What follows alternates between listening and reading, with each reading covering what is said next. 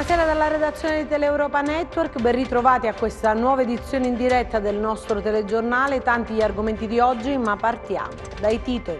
È stata una giornata molto frenetica sul fronte della politica regionale, caratterizzata da due avvenimenti chiave: la partecipazione di Oliverio alla direzione nazionale del partito e la venuta in Calabria del leader del Movimento 5 Stelle Luigi Di Maio. Maxi operazione contro le cosche che operano a Cosenza, 18 le persone fermate. L'operazione, denominata Testa di Serpente, è stata eseguita da Polizia, Carabinieri e Guardia di Finanza. Incassavano i gettoni di presenza delle commissioni senza partecipare ai lavori. Indagati per truffa 29 consiglieri comunali a Catanzaro.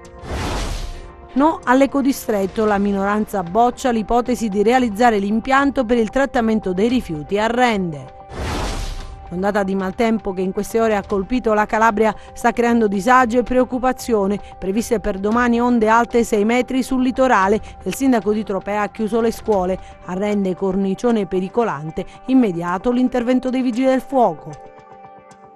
Ancora buonasera da Anna Franchino, ben ritrovati a questa nuova edizione in diretta del nostro telegiornale. Lo avete visto dai titoli. In apertura parliamo di politica perché è stata una giornata molto frenetica sul fronte della politica regionale per due avvenimenti particolarmente caratterizzanti: la partecipazione di Oliverio alla direzione nazionale del partito a Roma e poi la venuta del leader del Movimento 5 Stelle in Calabria, Luigi Di Maio. Giornata convulsa nella politica calabrese, dominata, è il caso di dire, dalla gita romana del presidente Oliverio, che ha partecipato alla riunione della direzione nazionale del partito, nel corso della quale è intervenuto ribadendo il leitmotiv di questi giorni: pronto a fare un passo indietro, ma se insieme a me lo faranno anche gli altri. Pare che il segretario Zingaretti abbia risposto menzionando ancora una volta la linea del partito, e cioè abbiamo scelto Callipo e andiamo avanti. Ora cosa accadrà? Ci sarà un passo indietro senza condizioni di Oliverio, oppure il presidente uscente, vista l'aria che tira nel partito, andrà avanti per la sua strada? Fonti vicine al governatore fanno sapere che nella giornata di domani verrà assunta una decisione definitiva e verrà comunicata con una nota stampa. Intanto a Catanzaro manifestazione elettorale di Pippo Callipo, il quale ad una domanda sulla situazione Oliverio ha detto che la questione non lo riguarda perché è un problema del Partito Democratico e dello stesso Oliverio. Ciò che a me interessa, ha detto l'imprenditore, è parlare ai calabresi, illustrando loro il progetto politico che ho in mente. Le beghe personali e di partito sono cose che non mi riguardano. Nel tardo pomeriggio convention del Movimento 5 Stelle alla presenza del capo politico Luigi Di Maio. Accanto al leader il candidato alla presidenza per i pentastellati, il professor Francesco Aiello.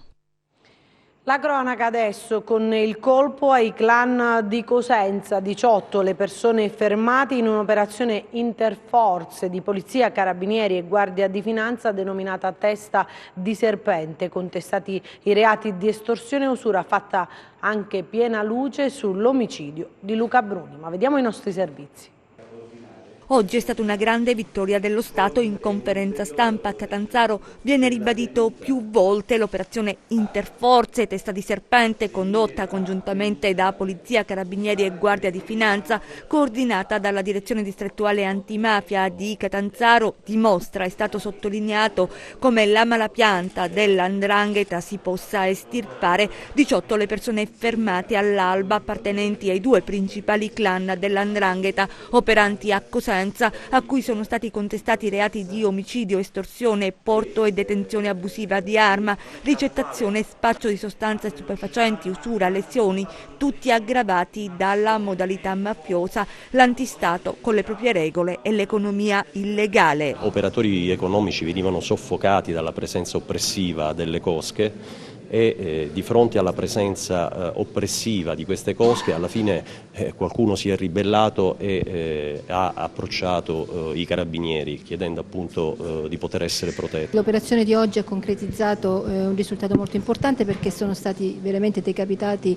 diciamo, i vertici delle due cosche più importanti della città e della provincia. La nostra attenzione investigativa si è concentrata su Porcaro Roberto, che è stato ritenuto l'esponente di spicco del clan Lanzino Ruà Patitucci, che è stato sottoposto a fermo questa mattina. Fatta luce inoltre sull'omicidio di Luca Bruni, scomparso il 3 gennaio del 2012, il cui cadavere è stato ritrovato nelle campagne di Orto Matera a Castrolibero nel dicembre del 2014, e il procuratore Gratteri in conferenza stampa a dire ai giornalisti che il vento è cambiato. Proprio stamattina la mia segretaria mi diceva procuratori sono già tantissimi, abbiamo superato le 300 persone che vogliono parlare, quindi nella settimana anziché un giorno a cavallo delle vacanze metterò 2 giorni a disposizione di usurati, di estorti, di parti offese, di gente che subisce vessazioni nella pubblica amministrazione a venire a parlare con me, a venire a denunciare. Ripeto ancora per l'ennesima volta, i calabresi non sono omertosi,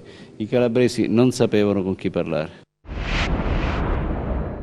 2 cosche confederate che gestivano il racket delle estorsioni e il traffico di droga nel capoluogo Bruzio, metodi efferati per imporre il dominio sul territorio, come questo pestaggio ripreso dalle telecamere piazzate dagli inquirenti, un controllo capillare da parte degli italiani e della criminalità nomade, cosche alleate per spartirsi i proventi delle attività illecite, soldi che poi confluivano nella bacinella, la cassa comune. I primi erano guidati da Roberto Porcaro, che dopo la condanna dei capi storici dell''ndrangheta cosentino, ossia Roberto Ciciola e Ettore Lanzino, aveva assunto le redini del sodalizio. Gli zingari invece facevano capo ai fratelli Luigi, Marco, Nicola e Francesco Abruzzese, conosciuti come Banana, e l'omicidio di Luca Bruni, considerato il reggente dell'omonimo clan ucciso il 3 gennaio del 2012, sarebbe stato deciso perché il suo tentativo di organizzarsi per ampliare il raggio d'azione della cosca sarebbe stato in contrasto con gli accordi stabiliti dal patto esistente tra italiani e zingari. La criminalità nomade gestiva un fiorente traffico di cocaina ed eroina, non solo droga però. Tra le attività dei 2 clan gli introiti derivavano anche dalle estorsioni e per anni avrebbero vessato gli imprenditori cosentini costretti a pagare la tangente, e chi osava ribellarsi veniva pesantemente intimidito. Il blitz è scattato a pochi giorni dal Natale, periodo in cui, come prassi consolidata, gli esattori dei clan costringevano gli imprenditori a versare consistenti rate del pizzo, e anche quest'anno i picciotti delle 2 consorterie stavano facendo il giro delle attività commerciali per intascare le tangenti. Le cosche confederate poi disponevano di potenti armi, alcune delle quali sequestrate nel corso delle indagini. E ancora la cronaca: percepivano il gettone di presenza per la partecipazione a commissioni, quando invece non andavano affatto, erano presenti solo per poco, rendendo di fatto impossibile il reale svolgimento della riunione. L'accusa mossa dalla Procura di Catanzaro a 29 dei 32 consiglieri comunali appunto della città capoluogo, ai quali è stato notificato un avviso di conclusione delle indagini. L'inchiesta coinvolge quasi tutti i consiglieri comunali di Catanzaro, 29 su 32 per la precisione. Per l'accusa avrebbero simulato attività e presenze in commissioni consigliari, in realtà mai convocate ma regolarmente retribuite, con gettoni di presenza. Una truffa, sostengono il procuratore aggiunto Vincenzo Capomolla e il PM Pasquale Mandolfino, che hanno coordinato l'indagine, assai ben congegnata. Agli atti risultavano persino i verbali di seduta delle commissioni, ma erano pure esercizio di fantasia, come dimostrano le immagini registrate dalle telecamere nascoste piazzate dai carabinieri, che raccontano di un palazzo comunale deserto. In queste ore la Procura di Catanzaro, guidata da Nicola Gratteri, sta notificando a tutti l'avviso di conclusione delle indagini, e dall'inchiesta non si salva quasi nessuno. Da destra a sinistra i consiglieri dei partiti dell'intero arco politico, inclusi quelli espressione di liste civiche, sono coinvolti in una macchinazione costata decine di migliaia di euro al comune di Catanzaro, guidato dal sindaco di Forza Italia Sergio Abramo. Inoltre, secondo l'accusa, alcuni di loro, assunti come dipendenti da amministratori di imprese compiacenti, alcune riferibili a familiari, avrebbero ottenuto dal comune il rimborso per le ore sottratte al lavoro in azienda per via dei loro impegni istituzionali, solo formalmente assunti, senza espletare alcuna attività lavorativa, per un importo complessivo di circa 300.000 euro. Le ipotesi di reato, alle quali devono rispondere 34 persone, tra cui 29 consiglieri comunali di Catanzaro, sono truffa aggravata, falsità ideologica, falsità materiale commessa da pubblico ufficiale e uso di atto falso. Nei prossimi 20 giorni toccherà ai consiglieri coinvolti nell'indagine provare a smontare le accuse, sottoponendosi a interrogatorio o presentando memorie difensive. Oggi più che mai siamo sereni e contenti che si facciano indagini sulle attività dei consiglieri comunali, perché chi opera nella pubblica amministrazione deve essere trasparente e disponibile al controllo. Lo affermano in una dichiarazione i consiglieri comunali di Catanzaro Nicola Fiorita e Gian Michele Bosco, che risultano fra gli indagati proprio nell'inchiesta della Procura su presunte irregolarità nel pagamento dei gettoni di presenza. Da uomini di diritto, proseguono i due, abbiamo fiducia nella magistratura e siamo convinti che saprà chiarire ogni singola posizione. Noi non abbiamo nulla da nascondere e chiederemo di essere ascoltati al più presto nelle sedi competenti al fine di chiarire ogni singolo dubbio. Non abbiamo ancora potuto visionare gli atti processuali, ma allo stato oggetto di contestazione sarebbero proprio le corresponsioni di 192 e di 225 euro. Non abbiamo partecipato con passione e dedizione alle attività delle commissioni consiliari, concludono poi, compatibilmente con i nostri impegni di lavoro, e non possiamo accettare nessuna ombra sulla nostra condotta e sul nostro impegno disinteressato al servizio della città. Questa la replica di alcuni consiglieri comunali di Catanzaro. Restiamo a parlare di processuale, perché la Procura di Salerno avrebbe avviato alcune indagini sul magistrato antimafia Vincenzo Luberto per corruzione aggravata dal metodo mafioso. La notizia riportata appunto sul Fatto Quotidiano ha suscitato molto clamore. Luberto, procuratore aggiunto di Catanzaro da anni e in prima linea nella lotta alla criminalità organizzata, ha firmato importanti inchieste che hanno colpito potenti cosche di 'ndrangheta. L'accusa si riferirebbe a presunti viaggi che sarebbero stati regalati al magistrato dall'ex parlamentare Ferdinando Aiello, con il quale sarebbe in rapporti di amicizia. Il nome di Luberto, riporta appunto il Fatto Quotidiano, sarebbe emerso in un'indagine della Procura di Catanzaro, che ha poi trasmesso gli atti ai magistrati di Salerno competenti a giudicare su fatti che riguardano i colleghi del distretto catanzarese. Dall'indagine sarebbero anche emersi contatti fra il politico Aiello e ambienti legati alla criminalità organizzata, da qui la contestazione dell'aggravante di mafia. Nei giorni scorsi sarebbero state perquisite anche le abitazioni del magistrato Luberto e di Aiello, perquisizioni disposte appunto dalla Procura di Salerno. E si è svolta oggi l'udienza preliminare del procedimento Passepartout a Catanzaro. Vediamo com'è andata. Dovrà pronunciarsi entro il prossimo 10 gennaio il GUP di Catanzaro, che dovrà decidere su alcune eccezioni sollevate dalle difese degli imputati nel procedimento Passepartout, che vede implicate 20 persone, fra le quali il governatore della Calabria Mario Oliverio, il sindaco di Cosenza Mario Chiuto e l'ex consigliere regionale Nicola Adamo. Nel corso dell'udienza preliminare che si è svolta oggi è stato chiesto di trasferire gli atti al Tribunale di Cosenza per competenze territoriali, visto che gli illeciti contestati, turbata libertà degli incanti, corruzione propria aggravata, traffico di influenze illecite, abuso d'ufficio, frode nelle pubbliche forniture, riguardano appalti su opere come il nuovo ospedale di Cosenza e la metro leggera per collegare l'Unica, l'Arrenda e Cosenza, effettuati sul territorio Bruzio. Oltre alla questione preliminare di competenza territoriale, sono state avanzate eccezioni sull'inutilizzabilità di alcune intercettazioni telefoniche. Il GUP si è riservato di esprimersi il prossimo 10 gennaio e nella stessa udienza potrebbero essere sentite 3 persone che hanno chiesto di essere sottoposte ad esame, fra le quali l'ex dirigente del Dipartimento Lavori Pubblici della Regione Calabria, Luigi Zinno. Rigettata la richiesta di rinviare l'udienza a causa dell'assenza del presidente Oliverio, impegnato a Roma, e di un altro imputato per motivi di salute, il giudice ha fatto proseguire i lavori. Lasciamo solo per il momento la cronaca, parliamo dell'ecodistretto nel territorio di Rende, perché dice no la minoranza in consiglio comunale, che anticipa le possibili mosse volte a candidare l'area come sito dove appunto realizzare l'impianto per il trattamento dei rifiuti dell'intera provincia di Cosenza. C'è un commissario che deve prendere ovviamente subito le funzioni, individuare la sede dell'ecodistretto, individuare le discariche, fino a quando non si arriva ad una messa a regime della nostra provincia. Che sarebbe stato un compito difficile, lo avevamo anticipato, tanto è vero che per individuare l'area idonea dove creare l'ecodistretto sul territorio provinciale cosentino è stato nominato un commissario ad acta, l'ennesimo soggetto super partes chiamato a dirimere una questione che riguarda la nostra regione, evidentemente molto intricata.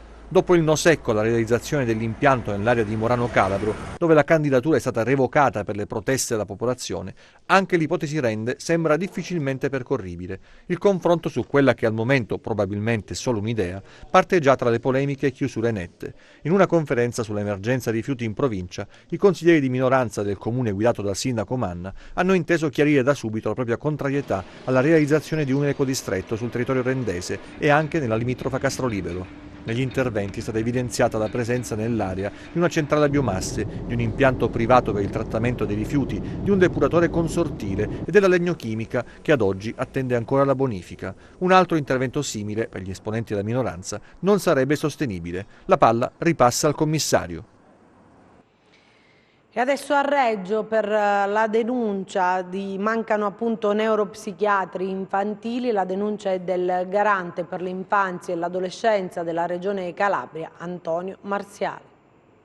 Manca personale sanitario per garantire il minimo indispensabile del servizio dovuto all'utenza, soprattutto quella riferita ai minori. È la denuncia del garante per l'infanzia e l'adolescenza della Regione Calabria, Antonio Marziale, che dice serve dare risposte ai bambini più sfortunati. Mancano nella ASP di Reggio Calabria esattamente 4 neuropsichiatri infantili, 9 psicologi e 17 assistenti sociali. Sono quelle figure che dovrebbero, per esempio, garantire esecuzione a quelli che sono i provvedimenti del Tribunale per i minorenni. Bambini con disagi intrapsichici, bambini vittime di violenza assistita, bambini vittime di prostituzione minorile o di altre violenze. Queste sono le figure che dovrebbero garantire il servizio. Non ci sono, non si vedono in prospettiva. Io mi rendo conto che c'è un bilancio che deve rientrare dagli sperperi dei decenni, però è anche vero che la gente ha bisogno, la gente non vive di bilanci, non vive di partite doppie. Lo Stato, a gente che paga le tasse come in tutto il resto d'Italia, deve garantire il minimo indispensabile e questo è il minimo indispensabile. A Siderno adesso per parlare di un'iniziativa con gli studenti della polizia, vediamo. Una sessione formativa e informativa per raccontare alle giovani generazioni i pericoli che si annidano dietro scelte di vita sbagliate. La Polizia di Stato incontra i ragazzi e le ragazze delle quarte e quinte classi degli istituti superiori. L'iniziativa Polizia Scientifica per le Scuole d'Italia si è svolta al Cinema Teatro Nuovo di Siderno in contemporanea con altre 13 città italiane. La finalità è quella di veicolare un messaggio istituzionale che unisca la cultura scientifica ai concetti del buon vivere civile e al rispetto di valori essenziali.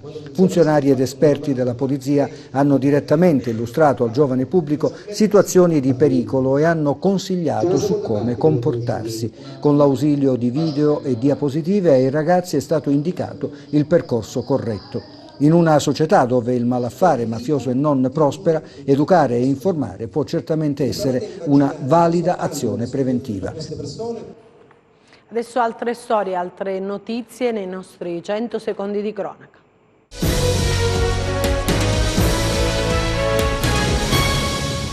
È finita in Costa Azzurra la latitanza di Domenico Stanganelli, 54 anni, ritenuto organico alla Cosca Molè di Gioia Tauro. Gli investigatori della DIA lo hanno rintracciato a casa dei suoceri, era ricercato dal 2014. A carico dell'uomo pendeva un mandato d'arresto europeo scaturito da un'ordinanza di custodia cautelare in carcere emessa dal Tribunale di Reggio Calabria per associazione di stampo mafioso, traffico di stupefacenti, riciclaggio, porto e detenzione abusiva di armi.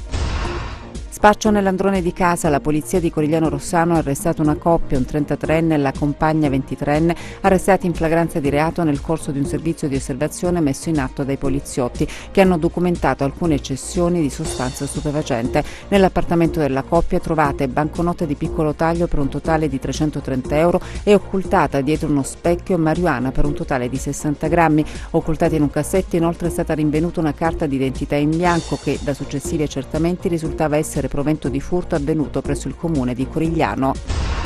Avrebbe più volte maltrattato la convivente manifestando gelosia ossessiva nei confronti della donna. Un 27enne è stato allontanato dalla casa familiare. L'ordinanza è stata notificata dalla polizia di Crotone. La donna sarebbe stata vittima di numerose aggressioni fisiche e verbali da parte del convivente che l'avevano indotta ad affidare la figlia minore avuta dalla relazione con l'uomo alle cure dei propri genitori. Incidente questa mattina lungo il tratto vibonese della A2 nei pressi dello svincolo di Sant'Onofrio. Il conducente di un tir ha perso il controllo del mezzo finendo in una scarpata. Insieme al camionista viaggiava un'altra persona ed entrambi hanno riportato lievi contusioni. I due provenivano dalla provincia di Salerno e viaggiavano in direzione nord di Sant'Onofrio. Parliamo invece adesso dell'ondata di maltempo che in queste ore ha colpito la nostra regione e sta creando disagi e preoccupazioni. Previste per domani onde alte 6 metri sul litorale. Il sindaco di Tropea ha chiuso le scuole, arrende invece un cornicione pericolante, immediato l'intervento dei vigili del fuoco. Prosegue l'ondata di maltempo che da quasi 24 ore sta imperversando su tutta la regione. Vento forte, mareggiate lungo le coste e pioggia incessante stanno mettendo a dura prova il territorio. Si tratta di uno scenario con pochi precedenti che, se dovesse concretizzarsi, potrebbe provocare significativi danni lungo il litorale. Queste le parole del sindaco di Tropea, Giovanni Macri, che ha disposto per domani la chiusura di tutte le scuole di ogni ordine e grado. La decisione è stata adottata a seguito dell'allerta meteo diramata dalla Protezione Civile, nella quale si afferma che le previsioni per la serata di oggi e per la giornata di sabato consigliano particolare prudenza. Si prevedono in città raffiche di vento intorno ai 100 km/h e onde di oltre 6 metri, oltre ad intense precipitazioni. Macri ha deciso per questo di adottare specifica ordinanza di chiusura delle scuole di ogni ordine e grado, così come l'annullamento del mercato settimanale che si tiene tutte le mattine di sabato. Ma anche a Rende, in provincia di Cosenza, si sono vissuti momenti di paura per un cornicione in lamiera di un palazzo su via Salvatore Allende che penzolava, forse per le forti raffiche di vento, e cadendo avrebbe provocato numerosi danni. Immediato l'intervento dei vigili del fuoco, allertati non solo dai passanti ma anche dai condomini del palazzo, che con l'utilizzo di un'autoscala hanno messo in pochi minuti in sicurezza la zona. Parliamo adesso della memoria fotografica della Regione Calabria in una giornata che diventa appunto memoria e futuro. Eccole le foto d'epoca che raccontano la Calabria per la seconda edizione della giornata della memoria fotografica voluta dalla Fondazione Archivio Storico Fotografico con l'adesione di Aden Calabria, l'iniziativa Catanzaro, nei locali della cittadella regionale. Un appuntamento annuale sulla storia della fotografia nella regione, che quest'anno ha posto l'attenzione sulla rarità dei materiali e la conservazione della fotografia. In queste lastre, in questi negativi su pellicola, sono fermati da fotografi non solo calabresi momenti estremamente importanti per la nostra regione: i riti, le feste religiose, l'emigrazione, il brigantaggio, la civiltà contadina, quindi anche i notabili, diverse classi sociali. L'idea di Antonio Panzarella, papà di Elia, che oggi porta avanti un progetto di immagini preziose, radici per i calabresi. È una sfida quella che noi in qualche modo stiamo cercando di portare avanti. E costituire un archivio storico-fotografico della nostra regione significa mantenere ferma la nostra identità e quindi portare avanti la memoria fotografica della regione, perché quello che noi anche abbiamo registrato è l'arrivo della fotografia in Calabria, come arriva, come viene portata avanti dai piccoli borghesi oppure anche dai nobili delle città. È un viaggio alla ricerca della nostra identità, ma anche allo stesso tempo alla ricerca di quei fotografi ambulanti e non che hanno fermato la nostra società tra la seconda metà dell'Ottocento e la prima metà del Novecento, quindi dal 1860 al 1960 ci sono 100 anni di fotografia che non possiamo perdere. Adesso vediamo le previsioni del tempo.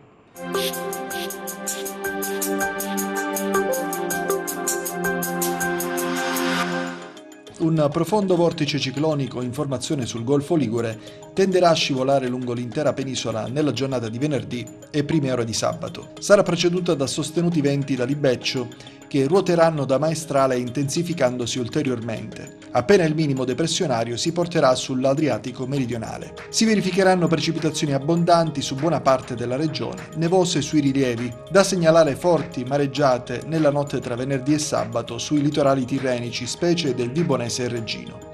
Domani, nelle prime ore del mattino, rovesci sparsi sui versanti tirrenici ed interni e sui settori ionici del Catanzarese e del Reggino. Residue nevicate su Pollino, Monti dell'Orso Marso, Sila, Serre Vibonesi e Aspromonte, sopra i 1100-1300 metri. Nel corso del pomeriggio sera, ampie schiarite ovunque, e a partire dal Cosentino in propagazione verso sud. Ancora residue precipitazioni solo su Vibonese e Reggino, ma in via di esaurimento dal pomeriggio sera. Temperature in lieve diminuzione. Passiamo a mari e venti. Domani venti forti da maestrale con mari agitato o molto agitato il Tirreno, specie il settore centro-meridionale. Sono pertanto attese delle forti mareggiate. Molto mosso lo Ionio. Per ulteriori approfondimenti vi rimando al sito www.meteoincalabria.com e alla nostra pagina Facebook Meteo in Calabria. E prima di chiudere una notizia, una frana ha causato questa sera la chiusura della strada statale 18 fra Praia a Mare e San Nicola Arcella. Terra, fango e anche alcuni alberi sono caduti da un costone di montagna invadendo la carreggiata poco dopo il ponte di San Nicola Arcella. La statale 18 è attualmente interrotta e il traffico è stato deviato sulla circolazione ordinaria che utilizza proprio il vecchio percorso. Sul posto sono intervenuti i vigili del fuoco, i carabinieri di Scalea, cittadini e gli automobilisti. Viene consigliata la massima prudenza soprattutto nelle prossime ore quando il vento dovrebbe intensificarsi. Invece a Paola il sindaco ha chiuso al transito il lungomare in vista delle possibili mareggiate. Bene, questa era l'ultima notizia, è tutto per noi, io mi fermo qui, grazie per averci seguito e buon proseguimento con i nostri programmi, arrivederci.